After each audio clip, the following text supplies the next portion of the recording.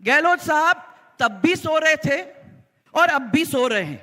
आज वही भाजपा जिसने माननीय मोदी जी जैसे एक विजनरी और लोकप्रिय प्रधानमंत्री हमारे देश को दिया है।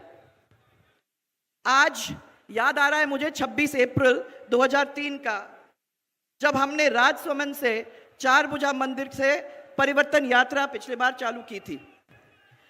कल भी मैं उनके दर्शन करके उनके आशीर्वाद को लेकर मैं आपके बीच में यहां आ रही हूं, क्योंकि राजस्थान की जनता से विशेष लगाव और यहां की महिलाओं का अपार स्नेह और समर्थन जो हमें मिला है वो हम कभी भी भूल नहीं पाएंगे। इसी का नतीजा है कि पहली बार भारतीय जनता पार्टी ने बड़ी जोरदार बहुमत से 120 सीट मिले। राजस्थान विधानसभा चुनावों से पहले बीजेपी ने अपनी परिवर्तन यात्रा की शुरुआत कर दी है। परिवर्तन यात्रा के पहले दिन बीजेपी के राष्ट्रीय अध्यक्ष यानी कि जेपी नड्डा ने हरी झंडी दिखाकर सवाई माधोपुर से यात्रा को रवाना किया और जमकर गहलोत सरकार पर सियासी हमला बोला और कहा गहलोत राज में भ्रष्टाचार की खुली छूट है। हम इस परिवर्तन यात्रा को सफलता की ओर और राजस्थान की जनता की आकांक्षाओं को पूरा करने का संकल्प लेकर के आज इस यात्रा का यहां से प्रारंभ होने वाला है। इसके लिए आपको शुभकामनाएं देता हूं। जेपी नड्डा कहते हैं कि गहलोत सरकार के कुशासन से आम जनता त्रस्त हुई है, इसलिए बीजेपी कार्यकर्ता को इस कुशासन को खत्म करने के लिए कमर कसनी चाहिए। यह गहलोत सरकार नहीं, गृह लूट की सरकार है। इस सरकार में विधायकों को खुली छूट दी है, ऐसी सरकार को उखाड़ फेंकना चाहिए। साथ ही जेपी नड्डा लाल डायरी पर भी जमकर बरसते हैं और कहते हैं जो मंत्री इसके खिलाफ आवाज उठाता है उसे बर्खास्त किया जाता है। ऐसी सरकार को उखाड़ फेंकना चाहिए। प्रदेश की राजनीति में सवाई माधोपुर जिला अपनी विशेष पहचान रखता है। सवाई माधोपुर जिले की चारों विधानसभा सीटों पर हर बार रोचक मुकाबला देखने को मिलता है। साल 2018 के विधानसभा चुनाव में जिले की चारों विधानसभा सीटों पर कांग्रेस ने कब्जा किया था। नमस्कार, मैं हूं नुपुर जारोली लोढ़ा और आज हम कौन जीतेगा राजस्थान में बात करेंगे सवाई माधोपुर जिले की। इस साल होने वाले विधानसभा चुनाव 2023 में सवाई माधोपुर की चारों विधानसभा सीटों पर अलग ही रणनीति देखने को मिल रही है।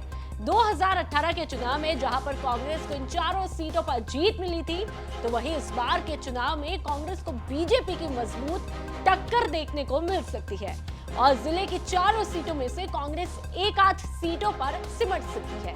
वहीं 2 से 3 सीटों पर बीजेपी का कब्जा देखने को मिल सकता है। जिस तरह प्रदेश की राजनीति में एक बार भाजपा एक बार कांग्रेस वाला मामला चलता है, वैसे ही सवाई माधोपुर जिले की चारों विधानसभा सीटों पर इसी तरह की राजनीति रहती है। यहाँ भी एक बार बीजेपी और एक बार कांग्रेस की जीत होती है। खैर, अब देखने वाली बात तो ये होगी कि 2023 के विधानसभा चुनावों में सवाई माधोपुर जिले की चारों विधानसभा सीट पर भाजपा और कांग्रेस में से कौन बाजी मारता है। सवाई माधोपुर जिले में कुल 4 विधानसभा सीट है। पहला, सवाई माधोपुर विधानसभा सीट पर कांग्रेस से दानिश अब्रार विधायक है। दूसरा, बामनवास विधानसभा सीट पर कांग्रेस से इंदिरा मीणा विधायक है। तीसरा, खंडार विधानसभा सीट पर कांग्रेस से अशोक बैरवा विधायक है। चौथा, गंगापुर सिटी विधानसभा सीट पर निर्दलीय कांग्रेस समर्थक रामकेश मीणा है। चलिए अब आपको बताते हैं कि सवाई माधोपुर जिले में क्या है वोटों का गणित। सवाई माधोपुर में एम फैक्टर देखने को मिलता है, जिसके तहत मीणा तकरीबन 60,000 के करीब है, तो वहीं मुस्लिम की बात करें तो तकरीबन 50,000 के करीब है।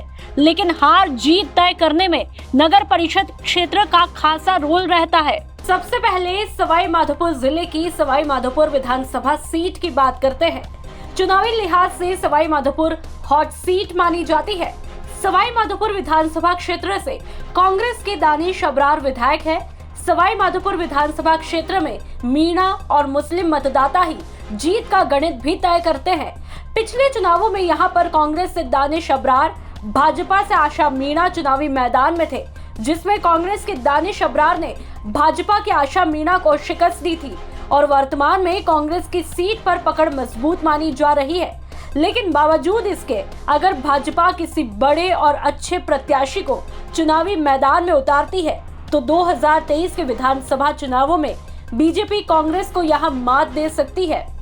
अब गंगापुर विधानसभा सीट की बात कर लेते हैं, जो सवाई माधोपुर जिले की हॉट सीट में से एक है। यहाँ हर बार त्रिकोणीय मुकाबला रहता है, जिसमें कभी भाजपा तो कभी निर्दलीय और कभी कांग्रेस बाजी मारती है। विधानसभा चुनाव 2018 में गंगापुर सिटी विधानसभा सीट पर निर्दलीय प्रत्याशी रामकेश मीणा ने चुनाव जीता। चुनाव जीतने के बाद रामकेश मीणा मुख्यमंत्री अशोक गहलोत के खेमे में शामिल हुए और मुख्यमंत्री ने उन्हें सीएम सलाहकार तक बना डाला। अब बात खंडार विधानसभा सीट की, जो कि एससी सीट के लिए रिजर्व है। वर्तमान में कांग्रेस के अशोक बैरवा यहां से विधायक है। अशोक बैरवा ने साल 2018 के विधानसभा चुनावों में भाजपा के जितेंद्र गोठवाल को यहां पर शिकस्त दी थी। और अब बात बामनवास विधानसभा सीट की, जो कि एसटी के लिए रिजर्व है। इस सीट पर 2018 के विधानसभा चुनावों में क्षेत्रवाद का मुद्दा हावी होने के चलते कांग्रेस की इंदिरा मीणा ने भाजपा के राजेंद्र मीणा को मात देकर चुनाव जीत लिया। अब देखना ये दिलचस्प होगा कि इस बार सवाई माधोपुर में किस पार्टी का कब्जा देखने को मिलता है। सवाई माधोपुर जिले के जातिगत समीकरण।